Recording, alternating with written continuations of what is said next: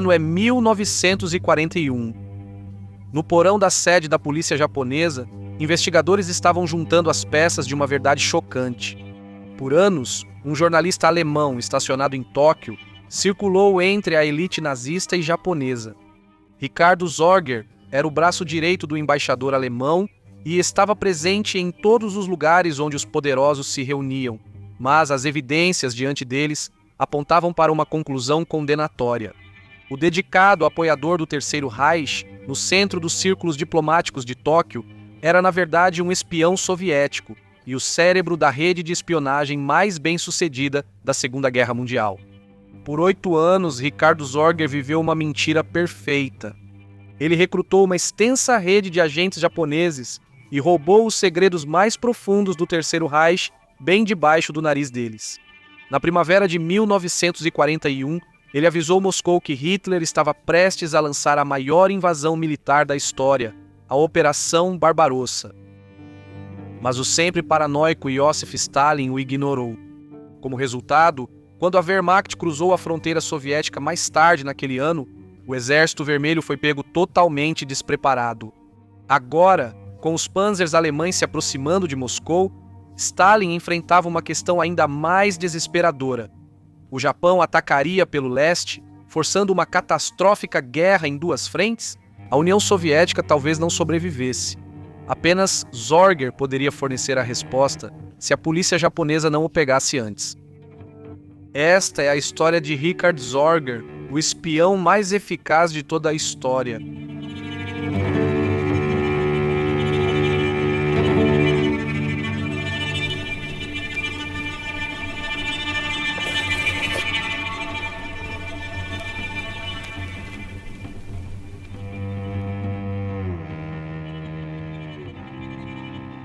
Richard Zorger nasceu em 1895 em Baku, no Império Russo rico em petróleo, filho de um engenheiro alemão e de uma mãe russa. Seu nascimento como revolucionário comunista ocorreu bem depois nas trincheiras sangrentas da Primeira Guerra Mundial. Suas convicções revolucionárias eram mais uma herança de família do que uma ideologia adotada. Seu tio-avô havia sido secretário particular de Karl Marx. Entre os primeiros livros que o jovem Richard leu estava um exemplar de O Capital, presenteado a ele por esse parente. Em agosto de 1914, Zorger, com 18 anos tomado pelo fervor patriótico, abandonou seus exames finais da escola para se voluntariar ao exército imperial alemão. Ele imaginava a glória, honra e o romantismo da guerra que preenchia a literatura alemã. Em vez disso, encontrou os campos de morte em Dixmude, na Bélgica. Ele viu seus colegas voluntários serem massacrados. Ele foi ferido 3 vezes, sendo que a terceira e última lesão foi causada por estilhaços que atravessaram as 2 pernas e amputaram parcialmente 3 dedos. Isso encerrou sua carreira militar e causou uma deficiência permanente ao andar.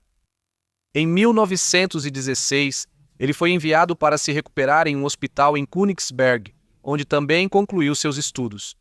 Ele estava sob os cuidados de um médico que era um comunista fervoroso, dando a seu paciente Karl Marx e Friedrich Engels para ler. Foi isso que finalmente despertou a conversão de Zorger.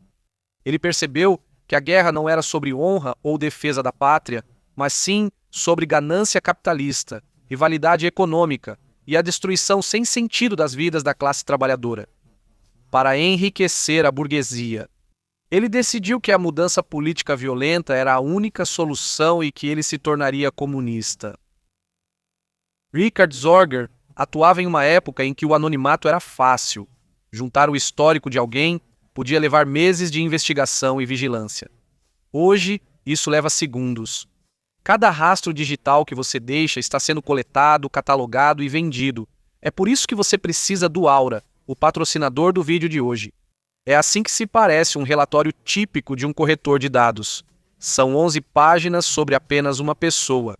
Tem seu nome, data de nascimento, endereços atuais e antigos, números de telefone, e-mails, informações sobre parentes, perfis em redes sociais e até qual carro você dirige. Tudo isso está disponível para qualquer um comprar online. Tem os serviços em servidor caseiro, busco privacidade, mas não dá para ficar totalmente offline. Nossas vidas são conectadas demais E cada aplicativo, cada serviço, cada conta alimenta essa máquina de dados. O que me incomoda não é só o fato dessa informação existir, é que corretoras de dados lucram bilhões vendendo suas informações sem consentimento e não se preocupam se os compradores são golpistas, perseguidores ou fraudadores. A Aura entra em ação, enviando automaticamente solicitações de remoção para sites de corretoras de dados, incluindo a remoção das suas informações dos resultados de busca do Google. Após a remoção, a Aura segue monitorando para garantir que seus dados fiquem fora. Outras empresas têm esse serviço, mas nenhuma oferece tantos recursos por esse preço.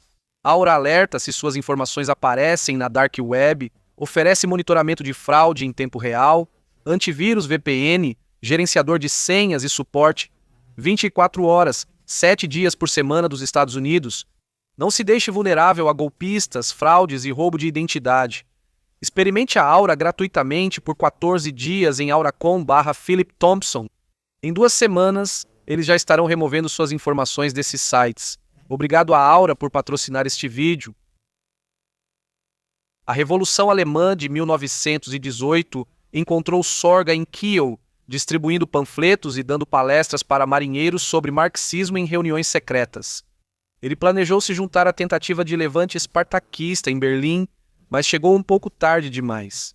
Quando isso fracassou e seus líderes foram assassinados, Zorger se refugiou brevemente em Hamburgo, obtendo um doutorado em ciência política em 1919. Ainda assim, ele recusou uma vida acadêmica estável. Mudou-se para o Ruhr, trabalhou como mineiro de carvão e ajudou a organizar o Exército Vermelho do Ruhr durante o golpe de Kapp da direita. Em 1924, seus talentos chamaram a atenção de oficiais do Comintern soviético que visitavam Frankfurt. Eles precisavam de agentes inteligentes e implacáveis. Zorga foi recrutado para Moscou para trabalhar na OMS, a divisão de inteligência do Comintern. Curiosamente, apesar de sua mãe ser russa, ele nunca aprendeu o idioma, então, quando Zorga foi recrutado pela inteligência soviética, teve que aprender russo do zero. Zorga viajou para Moscou em outubro de 1924, deixando para trás sua esposa, Cristiana. Ele ingressou formalmente no Partido Comunista Soviético em março de 1925. Agora, ele era oficialmente um oficial de inteligência de Moscou. Zorga fez seu estágio em espionagem pela Escandinávia e Inglaterra. No final de 1927, o Comintern o enviou para os portos congelados da Dinamarca, Suécia e Noruega. Suas ordens eram inspecionar os partidos comunistas locais e organizar células nas fábricas para as próximas greves. 2 anos depois, o Comintern o enviou para Londres para relatar sobre o movimento comunista britânico, mas a inteligência britânica se mostrou mais perspicaz do que o esperado. O serviço secreto logo identificou Zorger e o deportou em 1929. Para piorar a situação, quando Zorga retornou à Alemanha, descobriu que seu cargo no Comintern em Moscou havia sido abruptamente encerrado. Ele foi pego entre os primeiros expurgos políticos de Stalin, enquanto este assumia totalmente as rédeas do poder. Zorger ficou em Berlim em um limbo por 1 mês, mas então uma reunião com o chefe da inteligência militar soviética apresentou uma nova oportunidade. Desta vez, ele trabalharia para o 4º Departamento do Exército Vermelho. Ele retornou a Moscou em outubro de 1929. Como parte de sua cobertura operacional, ele foi submetido a uma desgraça pública. Ao ser oficialmente expulso da inteligência soviética, na verdade, e em segredo, ele havia passado a trabalhar para a inteligência militar soviética. A primeira grande missão de Richard Zorger foi em Xangai. A cidade era caótica e hedonista, uma metrópole onde fumerias de ópio ficavam ao lado de bancos internacionais, onde não era necessário visto, e todos viviam uma existência transitória. Chegando em janeiro de 1930, Zorger recebeu o codinome Ramsey, e sua missão era coletar informações sobre a Guerra Civil Chinesa e a expansão japonesa. Foi em Xangai que Zorga começou a desenvolver as técnicas que definiriam sua carreira. Ele começou a recrutar uma rede de pessoas que arriscariam suas vidas por ele, e algumas delas acabariam se apaixonando pelo chefe da rede de espionagem. Uma dessas pessoas foi Agnes Smedley, a famosa jornalista americana de esquerda, que eles conheceram na concessão francesa pouco depois. Zorger havia chegado a Xangai em 1930 e se apresentou como Johnson, dizendo que era um jornalista americano. Smedley virou amante e principal recrutadora dele. Por meio dela, ele conheceu Hotsumi Ozaki, um correspondente de jornal japonês e comunista, convicto que acreditava que Zorger trabalhava para a Comintern para promover a paz internacional. Smedley não foi a única mulher que se apaixonaria pelo carismático espião. No mesmo ano, Zorga conheceu Ursula Kuczynski, também conhecida pelo pseudônimo Ruth Werner, que viria a se tornar a infame espiã soviética codinome Sônia. Enquanto Agnes Smedley viajava pelas Filipinas, Zorga e Werner começaram um caso, com Werner permitindo que Zorga usasse sua casa como esconderijo para seus vários agentes japoneses. Enquanto Richard Zorger construía sua rede e mantinha relacionamentos com várias namoradas, a situação geopolítica ao seu redor começou a esquentar. Em 1931, os japoneses invadiram a Manchúria. No início do ano seguinte, o Japão já controlava totalmente o território no nordeste da China. Animados pelo sucesso, os japoneses voltaram sua atenção para o sul, em direção a Xangai, a maior cidade da China e seu porto mais importante. No dia 28 de janeiro de 1932, os fuzileiros navais japoneses lançaram um ataque contra os distritos chineses da cidade. A missão de Richard Zorger mudou de coletar informações políticas para relatar diretamente da linha de frente.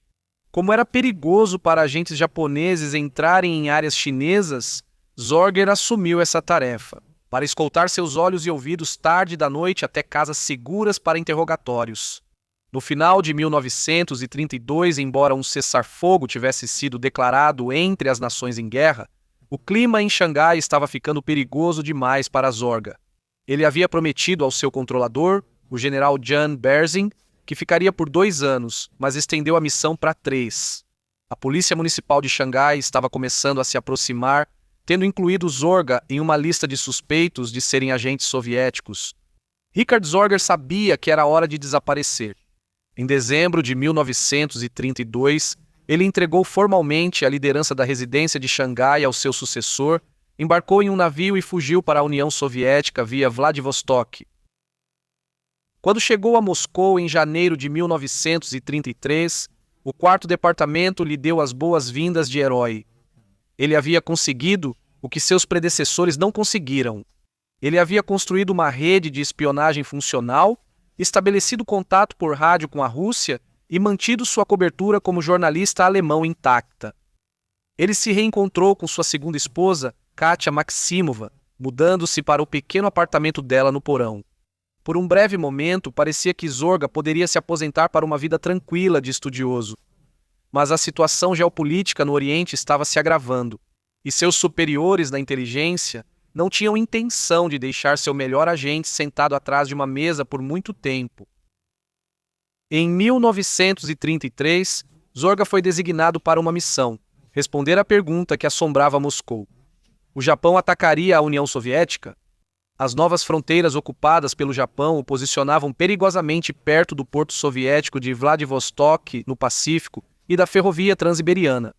Zorga percebeu que, se quisesse sobreviver a mais uma missão, teria que se distanciar de suas associações comunistas. Quando chegou a Berlim em maio de 1933, ele se demitiu formalmente do Partido Comunista Alemão e cortou todos os laços com seus amigos socialistas. Ele fingiu que seu tempo passado na União Soviética o havia deixado desiludido. Sua fachada se completou perfeitamente, munida de uma carta de apresentação de um jornalista respeitado de um jornal alemão. Sua atuação foi convincente o suficiente para enganar a Gestapo. Logo, ele recebeu a filiação ao Partido Nazista. Seu plano era que os alemães o enviassem para Tóquio. Sob o disfarce de jornalista e especialista em assuntos asiáticos, ele interpretou sua conversão nazista de forma tão convincente que os alemães lhe ofereceram a liderança do capítulo de Tóquio. Zorga recusou. Esse era um cargo muito visado para um homem que precisava permanecer nas sombras. Ricardo Zorger chegou a Tóquio em setembro de 1933. A cidade era hostil aos estrangeiros e todos eram tratados como suspeitos pelas autoridades. Mas Zorger logo faria amigos influentes que abririam caminho para ele. Um encontro em outubro de 1933 com Eugen Ott, um adido militar designado para um regimento de artilharia na cidade industrial de Nagoya, mudou tudo. Zorger e Ott serviram na mesma divisão na frente ocidental durante a Primeira Guerra Mundial. Eles criaram laços imediatamente com álcool e memórias compartilhadas de combate durante suas longas sessões de bebida. Zorger começou a repassar informações de inteligência de seus agentes japoneses para Ott, que, por sua vez, as apresentava como sua própria análise e as enviava para seus superiores. Os chefes ficaram devidamente impressionados, e Berlim logo promoveu Ott a adido militar sênior na embaixada alemã em Tóquio. Ott não foi o único oficial alemão que Zorger cultivou tomando uísque. O almirante Paul Wenneker, o adido naval alemão, tornou-se outro dos companheiros de bebida mais próximos de Zorger. Wenneker era um dos poucos homens em Tóquio que conseguia acompanhar a lendária capacidade de Zorger para o álcool. Wenneker confiava em Zorger implicitamente, nunca suspeitando que suas conversas regadas à bebida estavam sendo cuidadosamente arquivadas para Moscou enquanto Zorger infiltrava-se entre os alemães. Ele construiu uma rede formidável entre os japoneses. No centro dela estava seu agente de longa data, Hotsumi Ozaki, que havia seguido Zorger de Xangai até Tóquio. Em 1937, Ozaki já havia alcançado um sucesso notável por conta própria. Ele se tornou consultor do grupo do café da manhã do primeiro-ministro Kanoe, um grupo de estudos que aconselhava sobre as políticas mais sensíveis do Japão. Também estava no grupo Max Clausen, o operador de rádio. Ele mantinha um negócio de cópia de plantas como disfarce. O negócio se tornou tão lucrativo que acabou financiando toda a rede de espionagem, secretamente. Clausen transmitia mensagens codificadas para Wiesbaden, na verdade Vladivostok, usando um rádio portátil escondido em uma mala. Mas ele precisava trocar de lugar sempre para evitar as vans detectoras japonesas. Eventualmente, a equipe de Zorga elaborou uma solução engenhosa. Usaram um veleiro como base móvel de rádio. Clausen transmitia do barco, depois se movia imediatamente para outro local, tornando praticamente impossível para o serviço japonês de monitoramento de rádio triangular sua posição. Depois havia Bronko Vukelic, um jornalista iugoslavo. Ele atuava como fotógrafo e transferia documentos para microfilme. Resumindo, o grupo central de espiões era formado por Yotoku Miyagi, um artista nascido em Okinawa.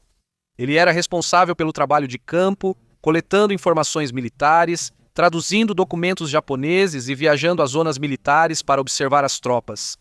Eles se encontravam em restaurantes, bares e, eventualmente, na casa de Zorga, no distrito de Izabu da cidade. Foi durante esse período que Richard Zorger consolidou seu legado como um dos, se não o mais eficaz, espião da história. No final de 1936, a infiltração de Zorga na embaixada alemã rendeu seus maiores frutos. Até então, ele descobriu uma aliança militar secreta, sendo forjada entre a Alemanha nazista e o Japão imperial, chamada de Pacto Anti-Comintern. Isso era tão secreto que nem mesmo o embaixador alemão em Tóquio, Herbert von Dirksen, estava ciente das negociações. Zorga conseguiu fotografar todo o documento ultra-secreto e repassá-lo aos seus contatos soviéticos. Crucialmente, ele revelou o chamado Protocolo Secreto, que tinha como alvo a União Soviética, fornecendo provas da intenção da Alemanha e do Japão de pegar a União Soviética. Em um movimento de pinça, em um ataque conjunto caso surgisse um conflito, Zorga fez um trabalho tão brilhante ao fazer Eugene parecer bem diante de seus superiores que ele foi promovido a embaixador alemão no Japão em 1938. Zorga ficou tão integrado na embaixada alemã que chegou a ter seu próprio escritório e recebeu os livros de cifras para ajudar a criptografar mensagens secretas enviadas para Berlim. A rotina deles era tomar café da manhã juntos todas as manhãs por volta das 7 horas. Zorga informava a OTT sobre as notícias da noite passada. Em troca, OTT compartilhava os telegramas ultra-secretos que tinham chegado de Berlim durante a noite, e então havia Helmer Ott. A esposa do embaixador Zorga teve um caso com ela, mas de alguma forma ele manteve a amizade de Eugene Ott. O casamento do embaixador era, segundo todos, sem amor. E ele costumava brincar dizendo que Zorga era o irresistível, embora estivesse em alta 2 anos antes, O chão sob os pés de Richard Zorga começara a mudar. Esse era o auge do grande expurgo de Stalin e o NKVD, a agência de inteligência soviética, não foi poupada. Em novembro de 1936, uma mensagem urgente chegou convocando Zorga de volta a Moscou. Seus instintos de sobrevivência entraram em ação. Ele sabia que, se retornasse, provavelmente seria executado ou, pior ainda, enviado para um gulag na Sibéria. Ele recusou a ordem, dizendo que não podia partir devido aos seus excelentes contatos em Tóquio. Foi uma escolha sábia, pois aqueles que retornaram sofreram exatamente o destino que ele temia. Richard Zorga havia sobrevivido fisicamente, mas foi rotulado como um não retornante e praticamente descartado pelo 4º Departamento. Seus chefes em Moscou haviam sido liquidados e seus novos superiores o viam com uma desconfiança paranoica. Em 1938, a tensão de 5 anos vivendo uma vida dupla começava a aparecer. Zorga bebia mais do que o normal, teve casos com pelo menos 2 dúzias de mulheres pela cidade e pilotava sua motocicleta com uma imprudência quase suicida. A vida de um espião, Zorga descobriu, não era glamurosa, era exaustiva, isoladora e corrosiva para a alma de todas as mulheres. Ele apostava. Uma se destacou entre as demais. Hanako Miyake trabalhava como garçonete no bar Rheingold, no distrito de Ginza. Zorga conheceu Miyake em seu 40º aniversário. Eles mal conseguiram superar a barreira do idioma, e por isso recorreram à linguagem comum dos gestos e da música. Eles viveram juntos por um período, com Zorga tornando-se seu patrono e amante. Miyake era um oásis de calma para Zorga em uma vida que, de outra forma, era inquieta e ansiosa. O Japão continuava dominado pela mania de espionagem e sempre manteve um olhar atento sobre o jornalista alemão. Já em 1934, os japoneses começaram a interceptar mensagens de rádio criptografadas. Eles não conseguiam decifrá-las, mas sabiam que havia um espião entre eles e estavam tentando encontrá-lo. Numa noite em maio de 1938, Zorga quase se expôs por causa de sua própria imprudência. Depois de uma longa noite bebendo no Rheingold, ele saiu de moto. Viajando em alta velocidade, ele perdeu o controle e bateu em um muro de pedra, perto da embaixada americana. Quando acordou mais tarde no hospital, seu primeiro pensamento não foi sobre seus ferimentos graves, mas sobre o que ele carregava no bolso. Relatórios de inteligência de Ozaki, ainda não codificados para Moscou, e um monte de dólares americanos que seriam impossíveis de explicar. Seu pânico diminuiu quando uma enfermeira lhe disse que um colega havia recolhido seus pertences. Esse colega era Max Clausen, seu operador de rádio. Mas o homem que havia salvado Zorga naquela noite estava começando a vacilar. Moscou havia chamado Clausen de volta em 1935, depois de servir fielmente à rede de espionagem em Xangai, sendo sua recompensa o exílio na vulgar República Alemã para consertar tratores. Ele voltou ao trabalho de inteligência e se reuniu com Zorga em Tóquio, mas a base de sua ideologia estava se rachando. Em 1940, o negócio de impressão de Clausen o havia tornado um homem rico. À medida que seus lucros aumentavam, sua fé na causa diminuía ainda mais. Richard Zorger também era um chefe exigente. Quando Clausen sofreu um ataque cardíaco em maio de 1940, Zorga o obrigou a continuar transmitindo de sua cama de doente. Zorger gastava muito consigo mesmo, mas pouco poupava para seu operador de rádio. Consumido por seus próprios demônios, Zorga nunca percebeu o ressentimento de Clausen. Talvez Zorga estivesse distraído demais com outros acontecimentos. Em 1940, os alemães começaram a suspeitar dele. Volta Schellenberg, do Escritório Central de Segurança do Reich, foi encarregado de investigar os antigos vínculos comunistas de Zorga. O cão de caça que Schellenberg enviou a Tóquio para interrogar Zorga em abril de 1941 não era outro senão o coronel Joseph Messinger, o infame açougueiro de Varsóvia. Como comandante da Polícia de Segurança no distrito de Varsóvia, Messinger havia autorizado execuções em massa de intelectuais, clérigos e professores poloneses. Sua brutalidade chocava até mesmo seus superiores da SS, mas Zorga fez o que sempre fazia. Ele fez amizade com o monstro. Os dois homens começaram a beber juntos. Apesar de sua reputação assustadora, Messinger se mostrou surpreendentemente fácil de manipular por Zorga com uísque e saquê. O açougueiro de Varsóvia se transformou de uma ameaça em uma fonte involuntária de informações sobre as operações da Gestapo em todo o Extremo Oriente. Quando voltou a Berlim, Messinger disse a Schellenberg que Zorga era politicamente confiável e a investigação foi encerrada. Richard Zorger mais uma vez evitou o perigo. Em maio de 1941, o tenente-coronel Irving Scholl, um mensageiro alemão e amigo, chegou a Tóquio com notícias devastadoras. Ele contou a Zorger que Hitler planejava invadir a União Soviética. Isso aconteceria em meados de junho. Entre 170 e 190 divisões concentradas na fronteira leste, haveria ataques principais em direção a Moscou, Leningrado e Kiev. Zorga redigiu uma mensagem urgente para Moscou. O início da guerra germano-russa é esperado por volta de 15 de junho. A resposta de Stalin foi rejeitar os relatórios imediatamente, descartando Zorga como alguém que havia se estabelecido com algumas pequenas fábricas e bordéis no Japão. Evidentemente, Stalin não havia esquecido a recusa de Zorga em retornar a Moscou em 1936 e o considerava um agente duplo não confiável. Stalin também se recusou a aceitar que a Alemanha estava preparada para abrir uma guerra em duas frentes e acreditava que os alertas de Zorga eram desinformação direcionada pelos britânicos. Esse fracasso de inteligência foi impulsionado também pela cultura de terror criada por Stalin. Um de seus generais e chefe da inteligência militar soviética, Philip Golikov, sabotou ativamente seus próprios agentes para salvar a própria pele.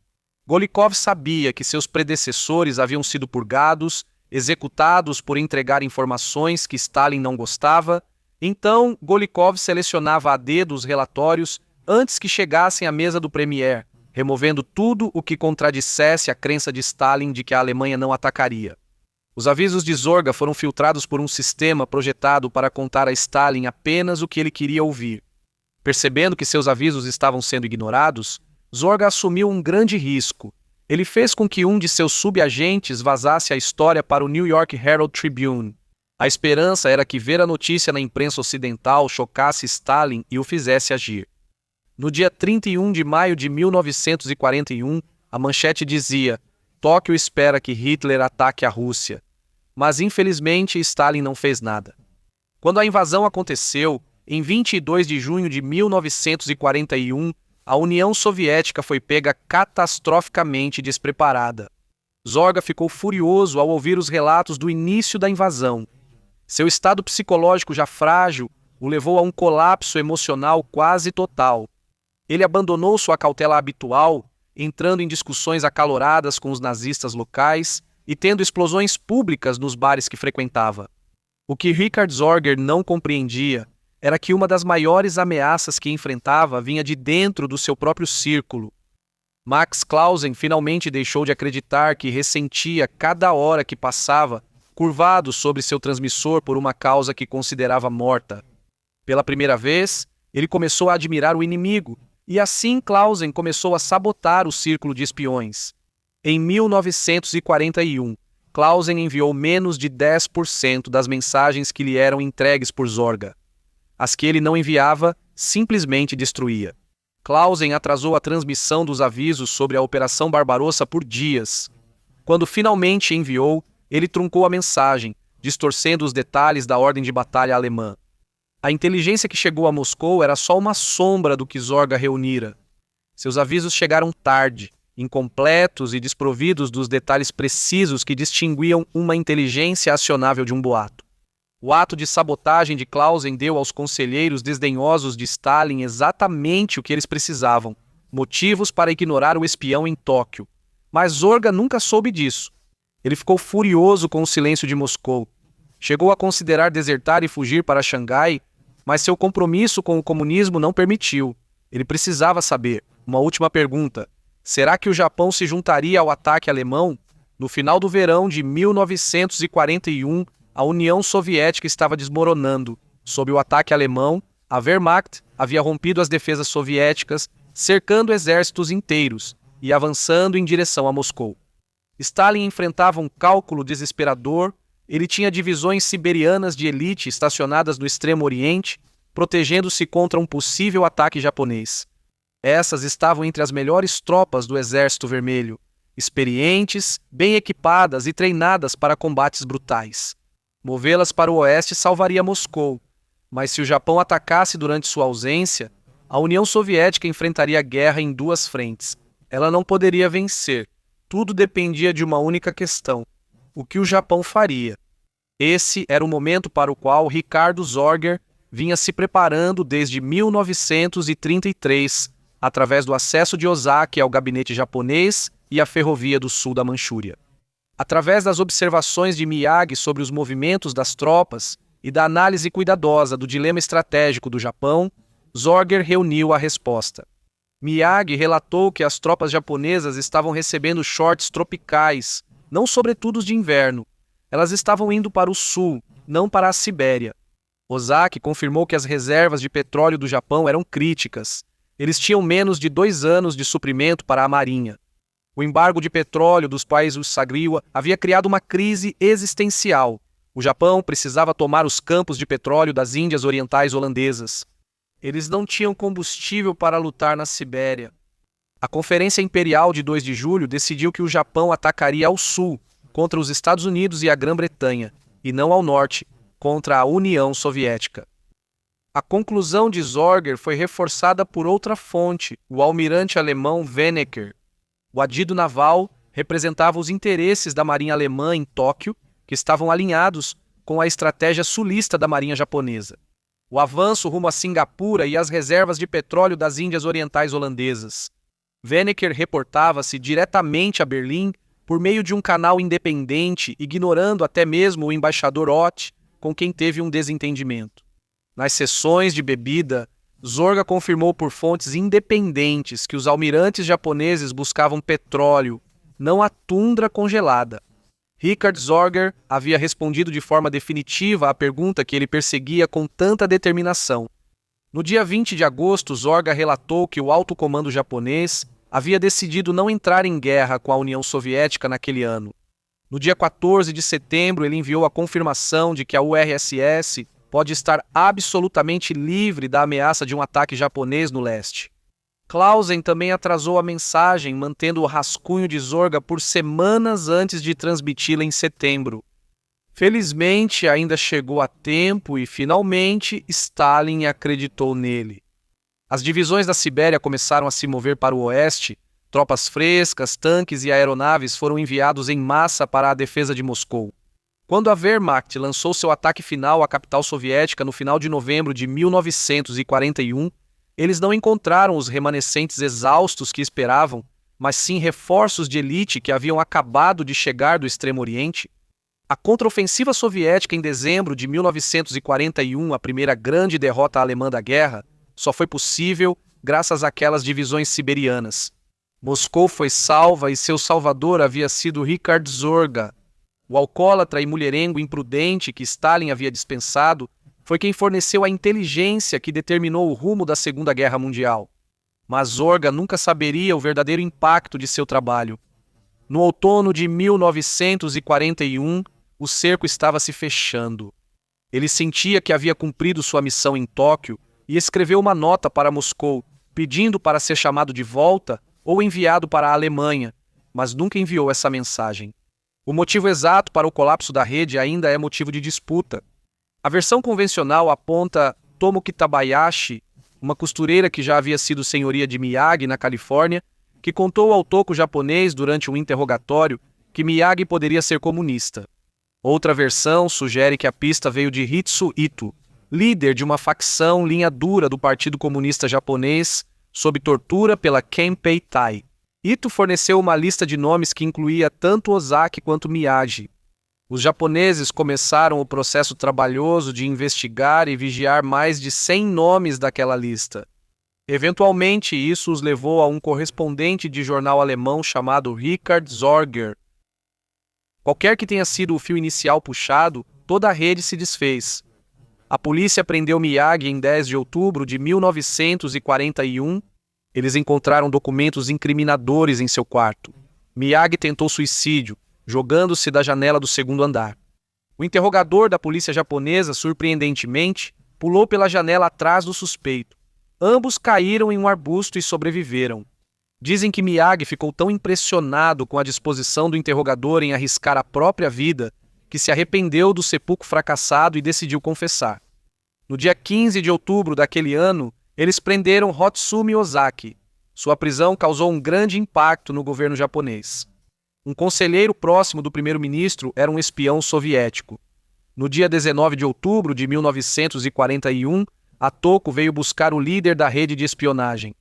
Zorga havia recebido uma nota de aviso naquela noite dizendo para ele fugir. Todo o instinto aguçado por 2 décadas de espionagem dizia para ele correr, mas Zorga hesitou. O motivo? Uma bela dançarina japonesa o esperava na cama, e apesar do perigo, ele não suportava partir sem mais um momento com ela. Na noite passada, com ela a caminho do apartamento, um Zorga distraído cometeu um erro fatal. Em vez de queimar o bilhete de aviso, ele o rasgou e jogou os pedaços no chão. Os agentes do Kempeitai que o seguiam recolheram os pedaços, juntaram tudo e confirmaram sua culpa sem nenhuma dúvida. Várias horas depois, a polícia prendeu Zorga enquanto ele estava no abraço apaixonado de sua amante. Pelo menos, essa foi a versão contada por Ernesto Folkman. O cenário menos dramático e talvez mais provável é que, ao amanhecer do dia 19 de outubro, o Toko invadiu a casa de Zorga no distrito de Azabu. Dizem que ele cumprimentou os oficiais de pijama, convidando-os educadamente para entrar e ainda mantendo a atuação, mesmo enquanto tudo desmoronava ao seu redor. Quando tudo terminou, pelo menos 35 membros da rede de espionagem de Zorga haviam sido capturados e presos. No início, Zorga tentou blefar para se livrar da situação, insistindo que era um nazista leal, mas a polícia tinha provas esmagadoras. Eles haviam apreendido o transmissor de rádio na casa de Clausen e tinham as confissões de seus subordinados. Os japoneses vinham interceptando as mensagens de rádio de Zorga desde 1934, mas não conseguiram decifrar o código. Max Clausen foi preso no mesmo dia que Zorga e logo entregou sua chave de cifra, uma cópia do Anuário Estatístico Alemão de 1933. Os japoneses então conseguiram decifrar anos de comunicações interceptadas, revelando toda a extensão do que Zorga havia roubado. Após 6 dias de interrogatório brutal e tortura, e diante da realidade de que sua rede havia desmoronado, Zorga cedeu. Ele confessou ser um espião soviético. Ele se esforçou para proteger as mulheres em sua vida, especialmente sua dedicada amante, Hanako Miyake, a anfitriã do bar, que o apoiou mesmo quando descobriu a verdade sobre seu trabalho. O embaixador Eugen Ott, o ingênuo cúmplice de Zorga, inicialmente recusou-se a acreditar nas acusações. Ele atribuiu isso à mania japonesa de espionagem e à perseguição de um alemão leal. Então veio a visita à prisão. Richard Zorga apareceu algemado, usando um cesto de bambu sobre a cabeça, procedimento padrão das prisões japonesas.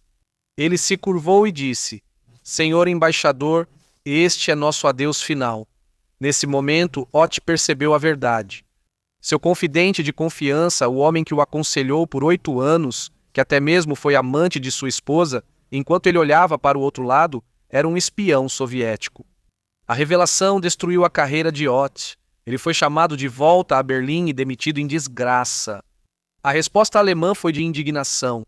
A resposta soviética foi de silêncio. O centro de Moscou, que há muito suspeitava que Zorga fosse um agente duplo porque ele se recusou a voltar durante os expurgos de Stalin, efetivamente o abandonou.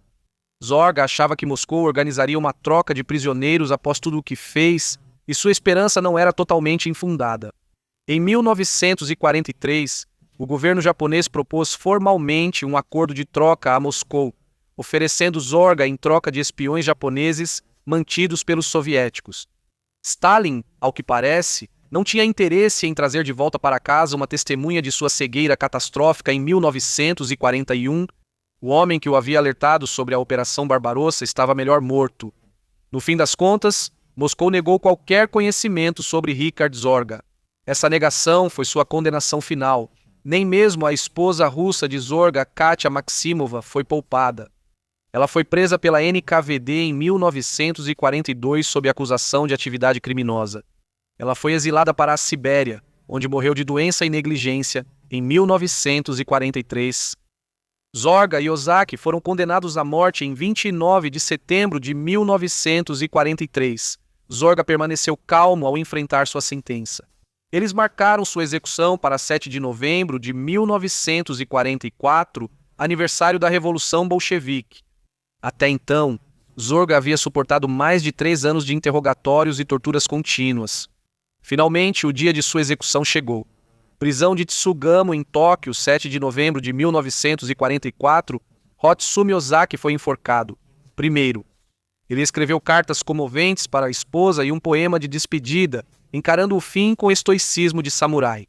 Richard Zorga foi levado à forca logo depois. Agradeceu à equipe da prisão e recusou os serviços de um padre. Suas últimas palavras, ditas em japonês, foram uma saudação à causa que serviu durante toda a sua vida adulta. Exército Vermelho, Partido Comunista Internacional, Partido Comunista Soviético. Mesmo diante da morte e abandonado pelo país pelo qual arriscou tudo, Richard Zorga continuou sendo um verdadeiro crente.